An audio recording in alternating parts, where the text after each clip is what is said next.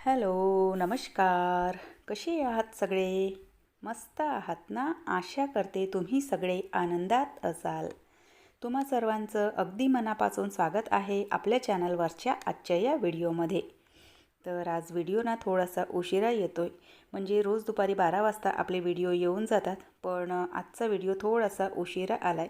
त्याचं कारण असं की घरी ना किट्टूला बरं नाही आहे, म्हणजे ती आजारी आहे आणि त्याचमुळे बघा सध्याचं माझं कामाचं जे नियोजन आहे तर ते सगळं असं बिघडलं आहे आणि त्यामुळेच म्हणजे व्हिडिओसुद्धा तयार करायला वेळ काही मिळाला नाही. तर म्हणून मग ना आजचा व्हिडिओ थोडासा उशिरा तुमच्यापर्यंत येतोय. काल कपडे धुवायला ना थोडासा उशीर झाला होता, तर बाल्कनीमध्ये ना कपडे पाहिजे तेवढे थंडीच्या दिवसामध्ये व्यवस्थित काही सुकत नाहीत, पण मी हे जे कपडे आहेत तर ते बाल्कनीमध्ये सुकायला घातले होते. तर त्यामुळे मग सायंकाळपर्यंत ते काही व्यवस्थित सुकले नव्हते. म्हणजे सकाळी जर लवकर धुतले ना तर बाल्कनीमध्ये कपडे छान सुकून जातात, पण कपडे धुवायला थोडासा उशीर झाला की तिथे पाहिजे तेवढे कपडे काही व्यवस्थित सुकत नाही. तर मग त्यांना ना या स्टँडवर इथे पंख्याच्या खाली टाकावं लागतं. तर रात्रीच्या वेळेला हे जे कपडे आहेत तर ते मी या स्टँडवर इथे टाकलेले, म्हणजे पंख्याच्या हवेमध्ये रात्रभरामध्ये हे जे कपडे आहेत तर ते सगळे असे ना सुकून जातात. तर म्हणून मग इथे मग या स्टँडवर मी ते कपडे टाकले होते.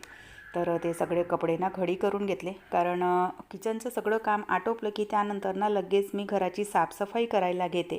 तर घर माझं ना छोटंसं आहे, पाहिजे तेवढं मोठं नाही आणि रूमसुद्धा अगदी म्हणजे लहानच आहेत. तर त्यामुळे मग काम करायला ना अडचण होते. तर म्हणून मग एक्स्ट्राचं काही सामान जर बाहेर ठेवलेलं असेल किंवा सामानांचा काही पसारा असेल तर ते मी आधी सगळं ना सॉर्ट आऊट करून घेते. त्यानंतर मग आपल्याला झाडत काढायला किंवा पोछा वगैरे लावायसाठी ना बरं पडतं. तर म्हणून मग आधी तो कपड्याचा जो पसारा होता तर तो सगळा ना आवरून घेतला आणि कपड्यांचं जे कपाट आहे तर ते सुद्धा थोडंसं विस्कटलेलं.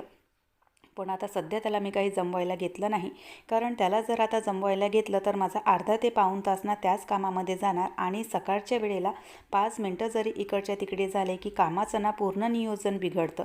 तर म्हणून मग असे हे जे काही असे वेळखाऊ कामं असतात किंवा एक्स्ट्राचे काही असे कामं असतात तर ते मी सकाळच्या वेळेवर कधीच करायला घेत नाही. दुपारच्या वेळेला आपण फ्री असतो किंवा मग सायंकाळच्या वेळेला फ्री असतो, म्हणजे ज्या वेळेला माझ्याकडे वेळ असतो तर त्या वेळेला ना हे काम मी काढते. सकाळच्या वेळेला एक्स्ट्राचं एकही काम मी काढत नाही, कारण सकाळचं ना आपल्या कामांचं पूर्ण नियोजन बिघडून जातं आणि त्यातल्या त्यात बघा घरी ना किती सारे कामं असतात, त्यात आपली पूजापाठ वगैरे, म्हणजे एका वेळेमध्ये हे सगळं आटोपायला हवं. तर त्यामुळे मग ना वेळ खूप जातो. म्हणून मग ना जे हे एक्स्ट्राचे कामं आहेत तर ते मी दुपारच्या वेळेला किंवा मग जेव्हा माझ्याकडे वेळ असतो तर त्यावेळेला मी करायला घेते. गॅसचं म्हणजे गॅस ओटा सगळा आवरला, किचनचं सगळं काम आटोपलं आणि त्यानंतर मग आली आहे इकडे बेडरूममध्ये. तर ना बेड मला जमवायचा होता आणि किट्टूला बरं नव्हतं, त्यामुळे मग ती ना सकाळपासून तिथे झोपूनच होती. तर मला हा बेड जमवायचा होता, म्हणून तिला म्हटलं की इकडचा जो बेड जमलेला आहे तर तू तिथे जाऊन झोप आणि हा बेड मला जमवू दे म्हणून. कारण आपण जेव्हा झाडत वगैरे काढतो किंवा फरशी वगैरे पुसतो तर त्याच्या आधी ना बेड सगळे व्यवस्थित जमलेले बरे असतात. नंतर मग जेव्हा आपण बेड जमवतो तर बघा तीच धूळ आणि तोच काही केर कचरा वगैरे बेडवर असतो तर तो सगळा खाली पडतो. तर म्हणून मग ना माझा नेहमी प्रयत्न असतो की झाडत काढायच्या आधी आणि फरशी पुसायच्या आधी सगळे बेड सोफे वगैरे सगळे आवरसावर करून घ्यायचे आणि त्यानंतर मग जेही साफसफाईची कामं आहेत तर ते करायचे म्हणून. तर तिला ना तिकडे नेऊन झोपवलं आणि माझे काम करायला मी केलेली आहे सुरुवात. कपडे मी ना वॉशिंग पावडरमध्ये सोक केलेले, त्यामुळे माझ्यासुद्धा गेटअप चेंज झालेला. बऱ्याच वेळा ना माझं असंच असतं की कपडे सोक करायचे असतील किंवा कपडे जर मी मशीनला लावले तर त्याआधी माझे घातलेले कपडे ना मी धुवायला टाकून देते आणि गाऊन वगैरे घालून मग सगळे जी काही कामं आहेत तर ते आटोपायला घेते. म्हणजे नंतर बघा आपले जर एकट्याचे कपडे बाथरूममध्ये असतील ना तर आपल्यालासुद्धा धुवायला कंटाळा येतो. तर आज बघा सकाळपासूनच ना किट्टूला इतका ताप होता आणि हा जो व्हिडिओ आहे तर तो आहे शनिवारचा व्हिडिओ. तर आजच्या व्हिडिओमध्ये शनिवार आणि सोमवार असं 2 दिवसाचे व्हिडिओ तुम्हाला इथे बघायला मिळतील.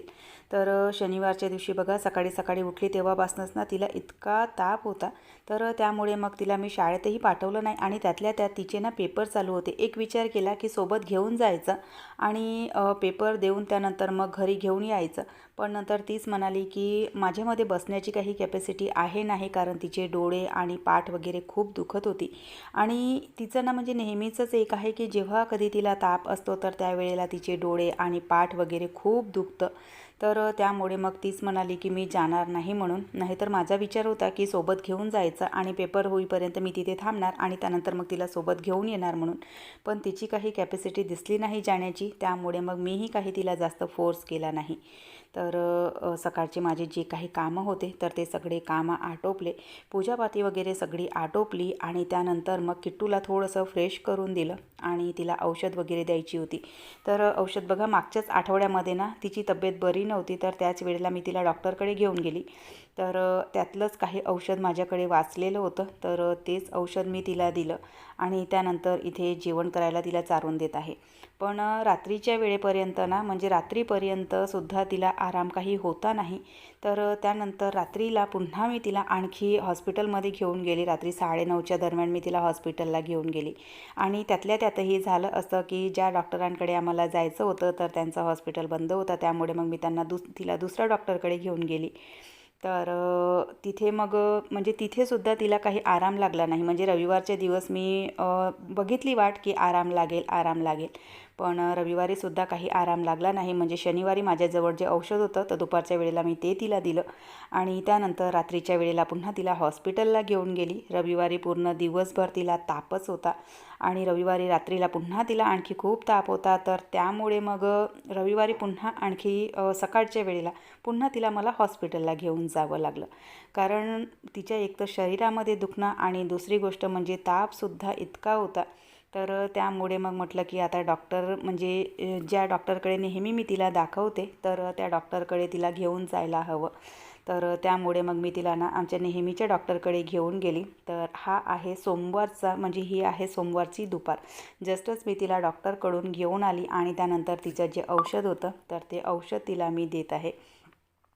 तर बघा, म्हणजे ज्या डॉक्टरांकडे मी तिला दाखवलं तर आधी ज्या डॉक्टरांकडे दाखवलं होतं तर ते काही चाइल्ड स्पेशालिस्ट नव्हते. तर त्यामुळे म्हणजे दुसऱ्या डॉक्टरांचं म्हणणं असं होतं की तिला म्हणजे ज्या औषधी आहेत तर त्या ओव्हरडोज, म्हणजे जो ओव्हरडोज असतो तर त्या दिलेल्या. तर त्यामुळे तिला म्हणजे आराम काही लागलेला नव्हता. तर म्हणून मग ज्या जुन्या औषधी होत्या तर त्या बंद केल्या आणि ह्या ज्या आता नवीन औषधी आणलेल्या तर त्या नवीन औषधी चालू केल्यात. आणि मुलं बघा, औषध खाण्यासाठी ना इतका कंटाळा करतात आणि माझ्या इथे तर ही ना इतकी नाजूक मैना की तिला औषधी खायला कंटाळा. जे काही आपण बनवतो तिच्या आवडीचं असेल तर पोटभर खाणार, नाही तर जेवणामध्ये सुद्धा इतके नाटकं असतात तिचे. तर असंच बघा, इथे आता ना तिचे औषध जे काही आहे तर ते माझं तिला ना देणंच चालू आहे. आणि बघा, घरामध्ये ना एकदा का आजारपण आलं तर हे आजारपण काही सहजासहजी जात नाही. जवळपास महिना झाला असावा. आमच्या इथे कोणा ना कोणाचं काय ना काय असं सतत चालू आहे. तर बऱ्याच वेळा म्हणजे मला तरी असं वाटतं की घरामध्ये एकदा का आजारपण शिरलं तर ते आजारपण सहजासहजी काही जात नाही. तर समोर सानू होती तर तिच्यासोबत माझं बोलणं चालू होतं. तर चला, व्हिडिओ इथेच संपवते. आवडल्यास लाईक, शेअर, सबस्क्राईब करा. बाय. हर हर महादेव.